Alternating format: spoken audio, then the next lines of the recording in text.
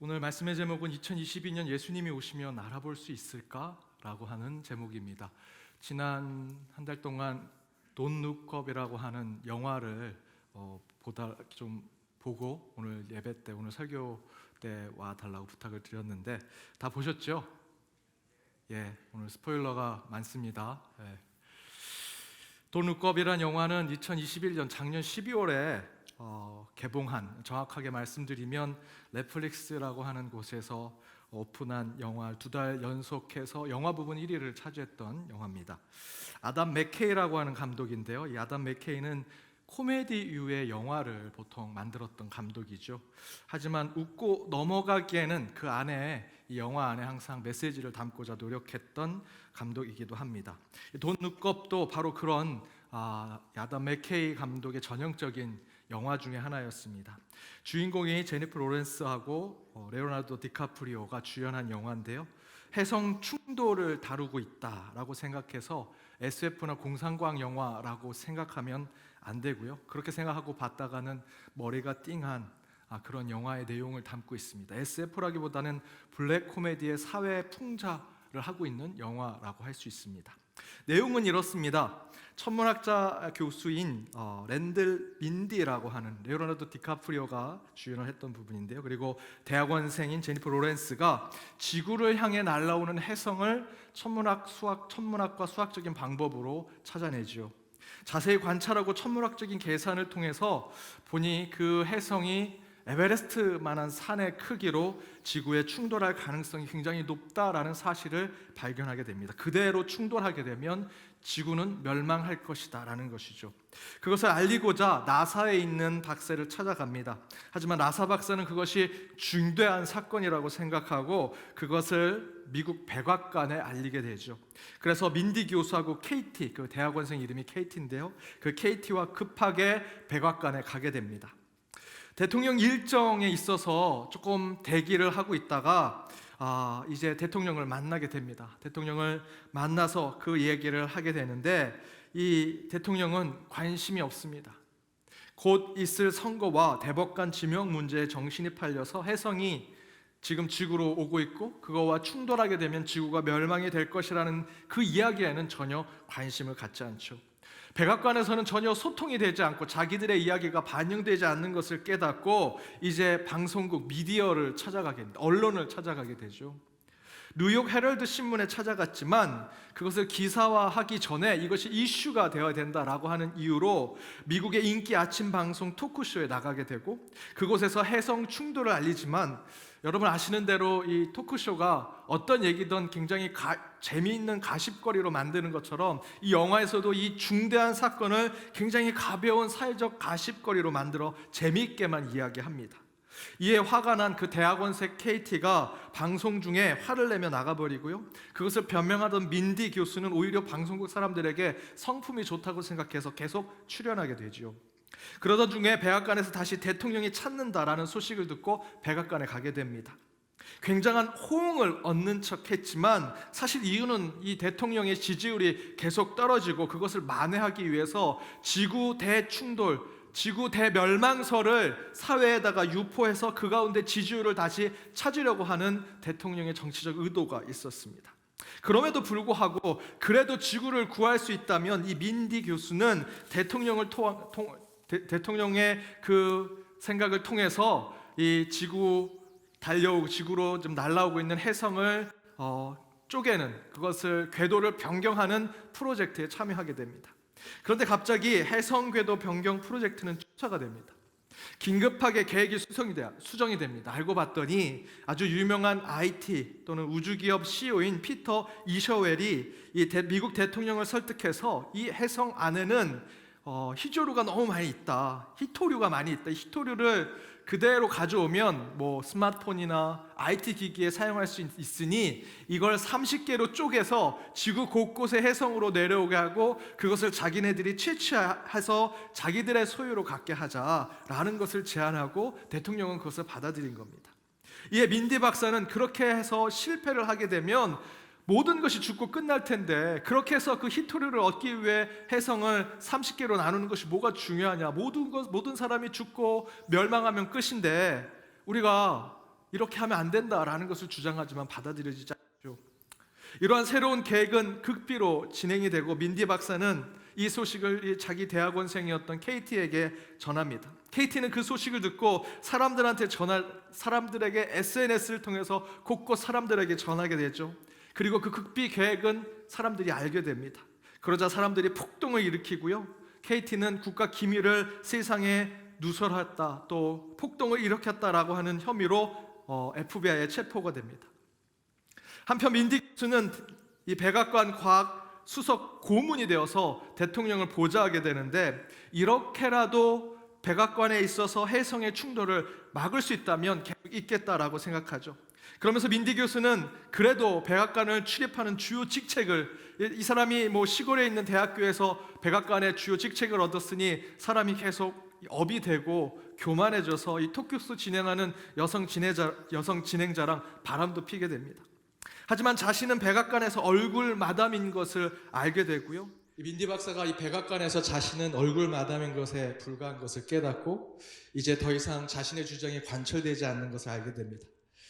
그래서 이 사람도 거기서 굉장히 자신의 그 잘못된 생각들을 막 얘기하기 시작하면서 이 대학원생 KT처럼 FBI에 체포되고 석방되고 다시 고향으로 돌아오면서 점점점 지구로 다가오고 있는 그 해성을 보게 되고, 그때 룩업이라고 외치고 사람들이 정말 하늘을 보면서 해성이 오는 것을, 그것이 사실이었다라는 것을 깨닫게 되죠.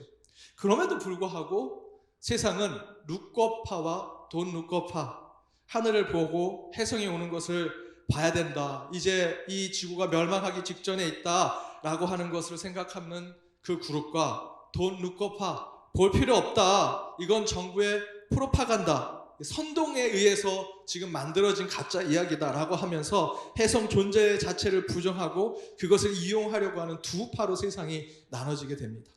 그러는 가운데에서도 이 미국 대통령은 이 피터, IT의 CEO의 주장을 가지고 계속해서 해성의 광물을 자신이 차지하려고 하는 마음을 갖습니다. 그래서 그곳에 로켓을 발사해가지고 해성을 다 쪼개는 것을 하려고 했는데, 이게 미국만 이거를 가지려고 하다 보니 중국이라든지 러시아라든지 다 배제하고 자기들만 그 계획을 합니다. 그랬더니 이 중국하고 다른 나라들이 서로 합작을 해서 그 해성을 궤도 수정하는 로켓을 발사했지만 실패하고요. 이 대통령과 이 피터라는 CEO도 그러한 일들을 진행했지만 그들도 실패하게 되면서 해성이 점점점 지구로 가까우게 되고 끝내는 종말을 맞이하게 되죠. 그래서 해성은 그대로 지구에 충돌하게 되자 미국 대통령을 비롯해서 많은 사람들이 각자의 방법으로 종말을 맞이하는 것이 마지막 장면에 나옵니다. 자기 일에 마지막까지 충성하는 사람, 도망치는 사람, 절망하는 사람, 허무하고 무기력하게 마지막 그 종말을 또한 기다리는 사람, 일상 그대로를 살아가는 사람 등등. 그리고 주인공인 민디 박사와 아내, 두 아들, 그리고 KT와 KT의 남자친구는 함께 서로 마지막 만찬을 나누며 서로 즐겁게 이야기하는 도중에 지구 폭발이 이루어지면서 해성이 부딪힌 것에 지구가 폭발하면서 영화는 거기서 딱 끝이 납니다. 저는 이 영화를 보고 우리 하이청년부랑 이 영화를 말씀으로 나누기 위해서 두 가지 질문을 떠올렸습니다. 오늘 여러분 셀 모임 때 성경 공부 때 이 두 가지 질문을 가지고 함께 나누길 원하는데요. 첫 번째 여러분과 함께 나눌 그 질문은 오늘 이 말씀의 제목이기도 합니다. 바로 이 시대에 예수님이 오시면, 예수님이 재림하시면 저와 여러분은 예수님을 알아볼 수 있을까요? 지금 저 멀리서 과학자들이 해성이 지금 수학적 계산으로 보니 지구로 달려오고 있습니다 라고 했는데도 이 영화를 보면 수많은 사람들이 정말 다양한 이야기로 그 진실에 가까운 얘기들에서 딴소리를 하거든요. 지금 저와 여러분의 입장에서, 적어도 이 자리에 있는 그리스인이라고 하는 저와 여러분의 입장에서 본다면, 저가 그렇게 기다리고 우리가 교회로 이렇게 있는 이유는 사실 예수님의 재림을 기다리기 때문에 우리가 모여 있는 거거든요. 그런데 그 예수님이 지금 이 시대에 오면 그 예수님을 저와 여러분은 알아볼 수 있을까? 돈 눈곱이라는 영화에서 과학자들은 진실을 얘기하죠. 혜성이 지구와 충돌할 거다. 그러나 세상은 그리 그것을 단순하게 여기지 않습니다. 그것이 진실이냐 아니냐라고 나눠지는 것이 아니고요. 그것이 진실임에도 불구하고 곧 올 종말을 믿어도 되느냐 아니면 어떻게 믿느냐에 따라서 서로 다른 얘기를 하죠. 과학자들처럼 데이터의 결과를 보고 그 진실에 대해서만 얘기를 하고요. 정치인들은 그 진실을 통해서 민심을 사고 사람들에게 자신의 지지율을 올리는 데 관심을 갖습니다. 사업가들은 그 진실을 가지고 진실을 이용해서 돈을 벌 생각만 하고요. 미디어에서는 그 사실을 통해 시청률을 올리고 어떻게 하면 흥미로운 주제로 만들까라는 것에만 생각을 하죠. 진리 그 자체에 대한 수용 여부조차 절대로 단순하지 않은 세상을 살아가는 것이 저와 여러분의 세상입니다. 그런 차원에서 우리가 그토록 기다리는 예수님이 이 시대에 재림하신다면 우리는 있는 그대로 예수님을 알아볼 수 있을까? 저는 정말 궁금합니다. 여러분 어떻게 생각하십니까? 우선 이게 궁금해요. 지구가 둥근데 예수님이 그대로 승천하신 대로 예루살렘으로 승천하실까? 지구에 제일 많은 도시로 오신다면 베이징, 상하이에 오실까? 아니면 그래도 저와 여러분 한국교회가 부흥했으니까 한국교회로 오실까? 연동교회로 오실까? 어디로 오실까요? 미국에 오시면 시차가 있어서 저희들은 아침 뉴스 속보로 예수님이 오셨다는 소식을 들어야 될 겁니다. 그렇게 예수님이 오실까요? 제가 예전에 이런 궁금증이 있어서 제가 아는 목사님께 물었습니다. 예수님이 오시면 지구가 둥근데 지구 반대편에 오시면 저희들은 모르지 않습니까? 그랬더니 30년 전 얘기거든요.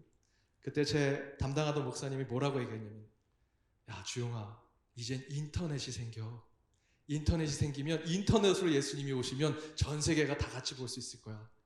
그게 얼마나 엉뚱한 대답이었는지. 그때는 그렇군요. 인터넷이 곳곳에 다 가면 예수님이 인터넷으로 오시겠군요. 그렇게 생각했는데 벌써 그 이야기들이 아주 구시대의 대답이 되고 말았습니다. 그런데 여러분 성경에서는 이런 질문이 이미 있었습니다. 그 가운데 답을 이렇게 하는데요. 마태복음 25장 37절에서 39절입니다. 주여 우리가 어느 때에 주께서 줄이신 것을 보고 음식 대접하였으며 목마르신 것을 보고 마시게 하였나이까? 어느 때에 나그네 되신 것을 보고 영접하였으며 헐벗으신 것을 보고 옷을 폈나이까? 어느 때에 병드신 것이나 옥에 갇힌 것을 보고 가서 배웠나이까? 라고 얘기하죠. 우리가 언제, 저는 예수님을 본 적이 없습니다 라고 하는 질문을 하죠. 언제 헐벗으신 예수님을, 나그네 되신 주님을 영접하며 병든 주님을 내가 챙겼습니까? 라고 하는 것에 답으로 40절에 이렇게 얘기합니다. 내가 진실로 너희에게 이르노니 너희가 내 형제 중 지극히 작은 자 하나에게 한 것이 곧 내게 한 것이다 라고 말씀하고 계십니다. 제가 여기서 예수님께서 거지처럼 노숙자처럼 그렇게 우리에게 오십니다. 그러니까 연동교회 밖에서 구걸하는 그분이 예수님일지 모릅니다 라는 것을 문자적으로 여러분에게 해석해 드리는 것이 아닙니다. 이 말씀의 해석은, 이 말씀의 핵심은요, 우리가 기다리는 예수님은 지금 우리가 살아가고 있는 이 세상 속에서 다수결, 시청률, 인기, SNS에서 좋아요 숫자가 높은 것, 조회수가 높은 것, 저와 여러분이 가지고 있는 소유의 기준에 따라 오시지 않는다라는 것을 보여주는 말씀이죠. 구체적으로 말씀드리면 돈룩겁의 영화처럼 모든 사람이 보고 듣고 깨닫게 되게 그렇게 오신다라는 거예요. 자기 나름대로 해석해서 그렇게 예수님이 오신다 안 오신다라고 평가할 수 있는 문제가 아니라는 것이죠. 혜성이 날아와서 지구랑 부딪히면 지구는 곧 멸망한다는 그 사실은 모두가 다 듣고 알고 깨닫게 되는 것이죠. 마지막에 대해서야 우리가 알게 되지만 사실은 그것은 진리라는 거죠. 예수님이 오신다면 그렇게 될 것입니다. 만약에 이 시대에 예수님이 오신다면 저와 여러분 분명히 혼란이 생길 겁니다. 요즘 메시아라고 하는 넷플릭스 영화가 있더라고요. 거기서 나온 현상들도 저는 생각해 볼 수 있다고 생각이 듭니다. 어찌됐든 문제는 우리 인간의 기준대로 우리는 그 사실을 이미 듣고 알고 보고 있게 될 것이다. 그런데 여기서 인간의 기준은 인간의 믿음대로 본다는 것이죠. 여기서 이 믿음은 신앙에서의 말하는 믿음이 아니라 세상이 주는 믿음을 얘기합니다. 앞에서 말씀드린 대로 다수결, 인기, 좋아요 횟수, 구독수, 물질의 소유, 유명세, 영화 기준대로 본다면 시청률, 선거의 표, 인기, 관심, 돈, 물질, 정치적인 힘, 경제적인 세력 등등 그런 안경을 끼고 진리와 사실을 보니 우리는 그 진리와 그 사실을 알고 있지만 곧 예수님이 오신다라는 것을 알고 있지만 그 예수님이 오면 그분 자체를 받아들일 수 없게 될 것이다라는 거죠. 그것을 얘기하는 겁니다. 예수님을 어떻게 알아보느냐, 리스트를 만들어가지고 여기에서 70점까지 되면 그분이 예수님이다라는 것을 설명하는 것이 아니라 정말 예수님이 이 시대에 오면 정말 저와 여러분은 저 거지 같은 분, 저렇게 병든 사람이 어떻게 예수야 라고 하는 것처럼 저와 여러분이 정말 예수님을 못 알아보게 될 것이다 라는 겁니다. SNS 좋습니다. 정치적 색깔 이념 좋고요. 유명인의 유명 유튜버, 또 나만의 철학, 돈, 주식 이런 거 좋죠. 하지만 우리가 신앙생활하는 이유가 무엇일까요? 적어도 우리는 그런 것이 우선되기 전에 진리를 깨닫고 진짜 알아보고자 하는 것들을 느끼고 경험하고자 지금 저와 여러분이 지금 이렇게 예배드리는 거 아니겠습니까? 신앙의 이유는요, 진리를 다른 누구보다도 먼저 깨닫고 먼저 알기 위해서 저와 여러분이 이렇게 예배드리고 신앙생활 하는 거죠. 믿음은 여러분 중간에 단계가 있는 것이 아닙니다. 예수를 알아볼 때 저분이 예수다라고 하는 것을 깨닫기 위해서 우리가 믿음을 갖는 거죠. 그렇지만 그런 직통적인 믿음을 갖는 인간이 얼마나 되겠습니까? 앞에서 제가 말씀드리고 돈룩겁이라는 영화에서도 얘기하고요, 마태복음 25장에서도 얘기했던 그 말씀대로 지금 이 시대에 예수님이 오신다면 어느 누가 예수님을 바로 알아볼 수 있겠습니까? 이 자리에 서 있는 목회자인 저도요, 여러분보다 더 못 알아볼 수 있습니다.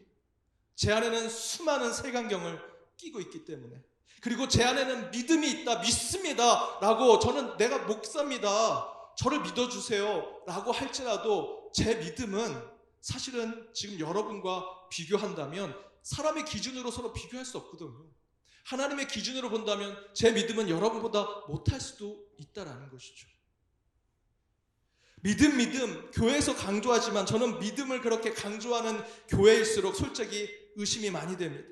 목사로부터 교회 지도자가 믿음 강조하고 목사 믿게 하죠. 교회가 결정한 사항들 믿게 합니다. 교회가 불법을 해도 맹목적으로 교회와 목사를 믿게 하죠. 교회가 나쁜 정치인들, 나쁜 세상의 지도자들 먼저 용서하고요, 빵 하나 훔친 장발장과 같은 그런 성도들은 수없이 정죄를 합니다.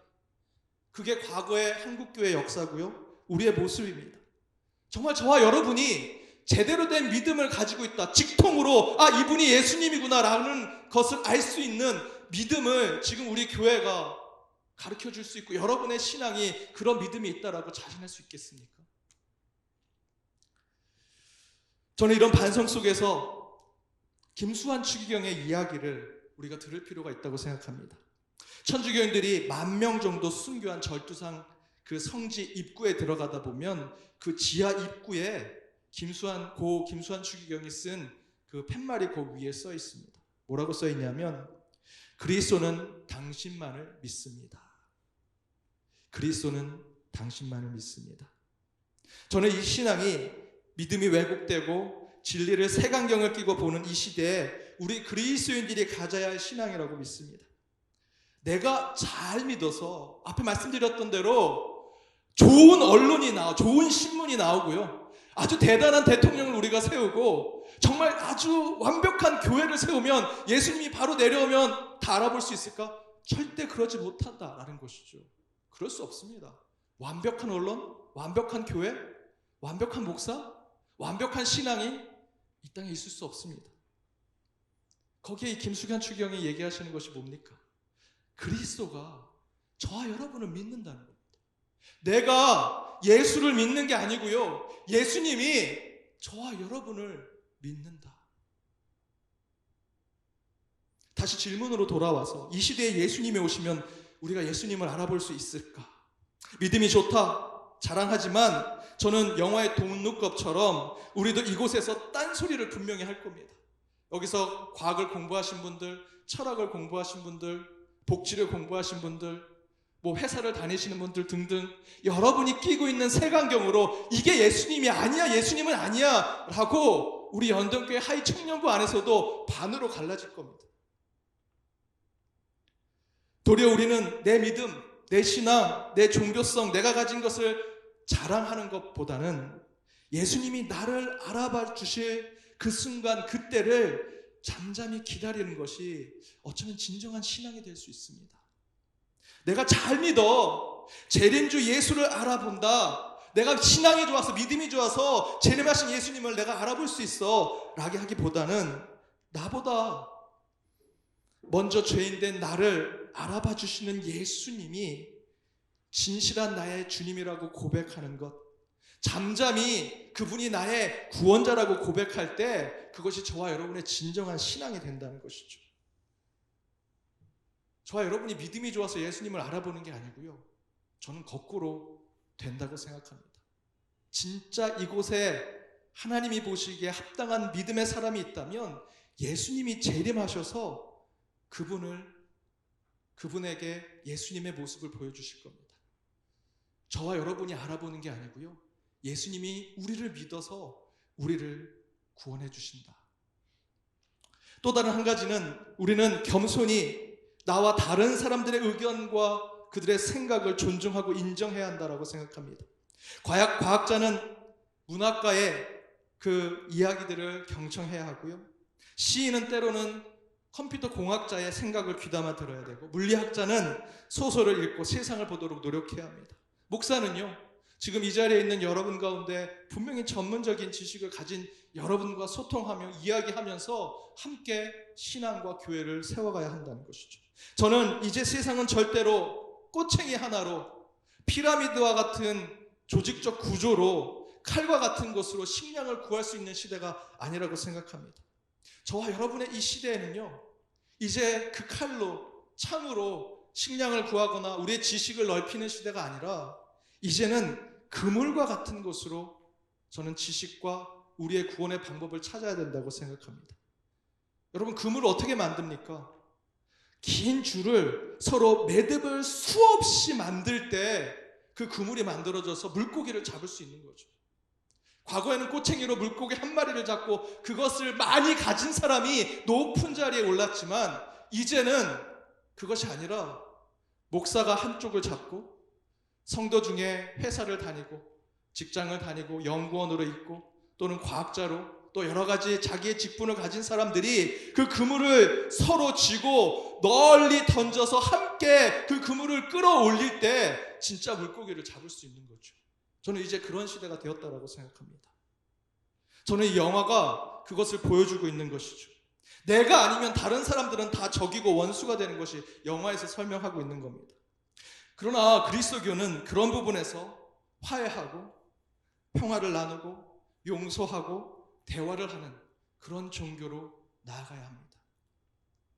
더불어 해성 충돌만이 진리다, 과학에서 해성 충돌이 이렇게 와서 에베레스트만 한 그 해성이 지금 지구에 충돌하면 우리가 다 멸망할 것이다 라고 하는 그 자체로만 진리다, 그것이 전부다 라고 할 수 없다는 거죠.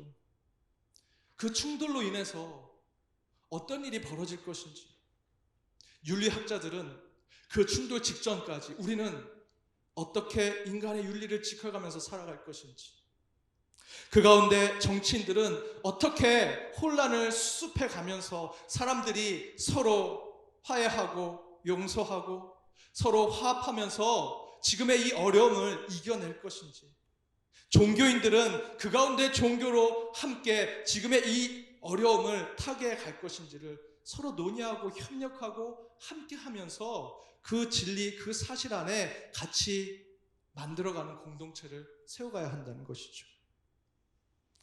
우리 사랑하는 하이 청년부 여러분, 이 시대에 예수님이 오시면 우리가 알아볼까? 알아본다, 못 알아본다 보다 더 중요한 것은 저와 여러분은 하나님의 자녀라는 것이 더 중요하고요, 우리의 어떤 조건, 어떤 상황에 상관없이 때로는 이곳에 회사를 다니는 분도 직장에 들어가는 것을 실패한 분도, 육신적으로 좋은 분도, 또는 장애를 가지신 분도, 마음의 병이 있는 분도, 뭐 이런 여러 가지의 우리 인간의 군상도로 함께하죠. 그런 것과 상관없이 저와 여러분은 소중한 하나님의 자녀라는 것이 중요하고요. 하나님은 그런 우리를 믿고 계신다는 겁니다. 네가 신앙이 좋구나, 네가 믿음이 좋구나 라고 하는 세상의 기준이 아니라 저와 여러분이 가진 어떤 조건에 상관없이 하나님은 오히려 우리를 믿고 계신다라는 거죠. 그리고 또한 우리는 우리가 우월하다라는 생각을 내려놓고 서로 공존하고 상생하는 삶을 살아야 합니다. 저는 그것이 기독교의 정신, 성경에서 이야기하는 것이고요. 예수 그리스도가 우리에게 계속해서 끊임없이 전하는 메시지는 대화해라, 함께 상의해라, 토론해라, 합의해라, 함께 손을 잡아라 라는 메시지를 주고 있다고 생각합니다. 새로운 시대를 준비할 때 저와 여러분이 예수님이 오실 그때를 생각하면서 마치 무슨 신비적인 그 종말을, 그 재림을 기대하는 것이 아니라 그 재림 때 정말 예수님을 바로 알아보기 위해서 저와 여러분이 먼저 잠잠히 그 주를 기다리는 삶, 더불어 적어도 예수님이 올 때까지 우리 교회가 세상에 정화적인 역할, 화합의 역할, 대화의 역할, 화해의 역할을 할 수 있는 곳으로 만드는 그런 신앙을 가져야 될 것입니다. 두 번째 질문은요, 종말을 앞에 두었다면 우리는 돈 룩업 해야 되는지 아니면 룩업 해야 하는지, 예수님이 오신다라는 진리를 깨달았을 때 우리는 하늘을 봐야 하는지 아니면 하늘을 보지 말고 다른 곳을 봐야 하는지. 주인공 레오나르도 디카프리오의 민디 박사가 지구에 충돌하는 혜성을 보고 룩업이라고 외쳤을 때 사람들이 룩업파와 돈 룩업파로 서로 갈라졌죠. 저는 이게 현실이라고 생각합니다. 앞에서 말씀드렸던 대로 예수님이 오신다 그러면 연동교회 성도들, 연동교회 하이 청년부도 저게 예수님 맞아, 예수님 아니야 라고 둘로 갈라질 것입니다. 어느 쪽에 서게 되면 저희는 서로 적이 되고요, 원수가 되지요. 그래서 보통 우리는 골로새서 3장 2절의 말씀을 인용하면서 위의 것을 생각하고 땅의 것을 생각하지 말라는 그 말씀으로 기독교인들은 룩업, 하늘의 것을 봐야 된다라고 얘기할 수도 있겠습니다. 그러나 문제는 만약 우리나라 안에 돈 룩업의 일이 벌어진다면, 이 영화의 돈 룩업의 같은 상황들이 벌어진다면 여러분 교회가 어떻게 되겠습니까? 교회도 앞에 말씀드린 대로 서로 갈라지죠. 각자의 생각대로. 하나님이 계시를 주지 않으셨습니다. 저 혜성은 가짜입니다. 위를 볼 필요 없습니다. 라는 파와 하나님은 타락한 이 땅을 심판하기 위해서 혜성을 보내셨습니다. 회개하십시오. 모든 재산을 팔고 이제 교회에서 혜성이 충돌할 때까지 이곳에서 우리는 함께 살아야 됩니다. 라고 하는 파. 그 가운데 저와 여러분 어디에 서야겠습니까? 그런데요, 저는 이 질문은 어느 곳을 선택하라는 질문이 아니라고 생각합니다. 한편으로는 이 질문은 현대 기독교, 더 확대하면 우리 냉전 시대가 끝난 후에 이제 경쟁 없는 자본주의 사회가 온 인류의 삶을 지배하게 되었죠. 그래서 저와 여러분은 어떤 경험을 하고 있습니까? 오직 물질, 오직 자본, 오직 쾌락이 모든 가치의 우위를 차지하는 시대를 살고 있습니다. 그 가운데 이런 세상이 교회에 침투했습니다. 이것을 보고 리차드 헬버슨 목사는 이렇게 얘기하죠. 교회가 그리스로 이동해 철학이 되었고 로마로 옮겨져서 제도가 되었으며 유럽에 넘어가 문화가 되었다. 마침내 미국으로 왔을 때는 교회가 기업이 되었다. 그런데 이 물질, 자본, 쾌락이 모든 가치의 우위를 차지하는 시대에 한국에 들어온 기독교는 어떻게 되었는가? 영화 쾌바디스라는 영화를 만든 김재한 감독은 이렇게 확장해서 얘기합니다. 교회가 한국에 와서 대기업, 재벌이 되었다. 이야기는 모든 세계가 돈과 물질, 소유와 경쟁만을 바라는 시대에 살지라도 교회만큼은 인간으로서의 가치와 공동체로서의 의미를 찾는 곳이 되기를 원하는데 그러지 못하고 있는 거죠. 그저 모든 인간이 돈 룩업 하면서 땅의 것을 찾아 심해어에 그 바다 깊은 속에 눈이 필요 없는 사람들처럼 그렇게 세상에 살아가는 것이 때로는 우리 교회 안에 너무 많다는 것이죠. 교회도요, 사실 솔직히 말씀드리면 돈 없으면 운영하기 힘듭니다. 돈 없으면 부흥 못하고요. 돈이면 하나님도 살 수 있을 것 같은 교회들이 세상에 너무 많습니다. 교회 위에, 하나님 위에 돈과 물질이 그 자리를 차지하는 시대가 되었죠. 그런데 슬라보이 지젝이라고 하는 철학자가 있습니다. 이 사람이 이런 얘기를 합니다. 교회가 돈과 성공, 경쟁과 소유에 지배받게 된 것은 교회 스스로가 그렇게 만든 것이라는 거죠. 룩업, 하늘의 것을 추구하며 살아야 하는데 look down, 땅의 것, 먹고 마시는 이방인의 것을 탐하며 사는 종교 지도자들, 성도들 자신들이 가진 이 불신앙과 믿음 없음에 대해서 교회는 스스로 자기 스스로 가져야 될 그 높은 가치를 다 평가절하 시켜버렸다라는 것입니다. 교회하면 룩업, 하늘의 것, 정의, 하늘의 뜻 이런 것을 보게 하는 것이 종교고요. 기독교고 교회가 되어야 하는데 지금 도리어 세상이 교회를 걱정하고요. 세상이 윤리와 도덕을 더 많이 얘기합니다. 교회가 오히려 윤리, 도덕, 세상의 법도 안 지키려고 하고요. 법은 안중에도 없는 것이 교회가 되었습니다. 그래서 그 타락한 교회는 이 땅의 쾌락, 물질적인 행동, 그 야망을 예수 그리스도의 십자가의 고귀한 가치와 함께 누리기 위해서 거짓된 믿음, 값싼 은혜, 값싼 죄 용서와 긍휼을 얘기하는 거죠. 원래는 진짜 신앙은 저 높은 곳에 있는 고귀한 가치를 찾아내는 것이 우리의 신앙이 되어야 하는데 타락한 교회가 되면서 은혜를 강조하고요. 죄 용서를 얘기하고요. 믿음과 긍휼을 얘기하면서 거짓을 그 안에 넣는 겁니다. 그럼에도 불구하고 저와 여러분이 죄의식을 느끼지 않는 이유는 여러분 중세에 로마 카톨릭 교회가 면죄부를 내놨죠. 십자군 전쟁에서 아이를 이렇게 가진 만삭된 부인을 찔러 죽였습니다. 그리고 돌아와서 내가 만삭된 여인을 죽였습니다. 신부는 그에게 고해성사하는 그에게 성호를 그으면서 면죄부를 사라. 그럼 내가 용서해 줄게. 라는 것을 마구 퍼뜨렸습니다. 그래서 종교개혁이 온 거 아닙니까? 그런데 현대교회에서도 똑같은 일을 벌이고 있습니다. 번영신학, 복을 받고 방언하고 부자가 되고 교회가 부흥하면 그것이 구원받는 일이다.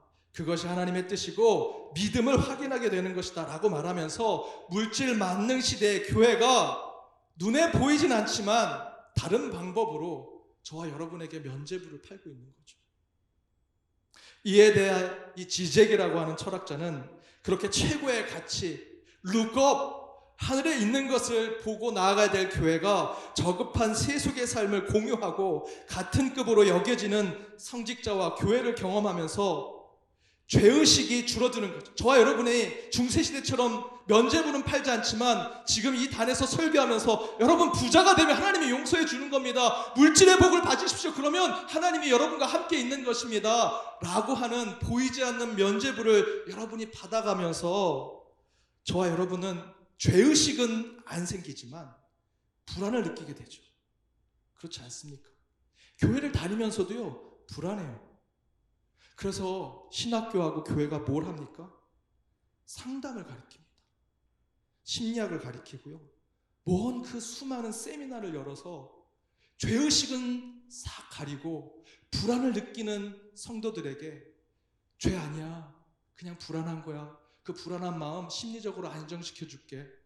무슨 상담 세미나, 무슨 심리 세미나, 수많은 것들을 이야기하는 거죠. 지금의 기독교, 지금 한국교회 수많은 현대 교회들이 이런 방향으로 가고 있습니다. 이때 많이 쓰였던 표현이 뭡니까? 은혜를 더하게 하려고 죄 안에 거한다. 그래서 교회는 더 큰 죄를 저질러도 문제가 없다고 생각하는 것이 만연해졌습니다. 이에 이 지젝이라고 하는 철학자는 기독교가 이런 방식으로 이런 타락된 방식으로 작동할 때 우리에게 종교가 필요한 이유는 종교가 처벌받지 않고 삶을 즐기게 해주는 안전장치를 제공하기 때문이다 라고 얘기하는 거죠. 제가 앞에서 말씀드렸던 대로 눈에 보이지 않는 면죄부가 이 단에서 선포되고요, 때로는 우리 신앙 가운데 우리 스스로 그것을 자가적으로 발전시키고 있다는 겁니다.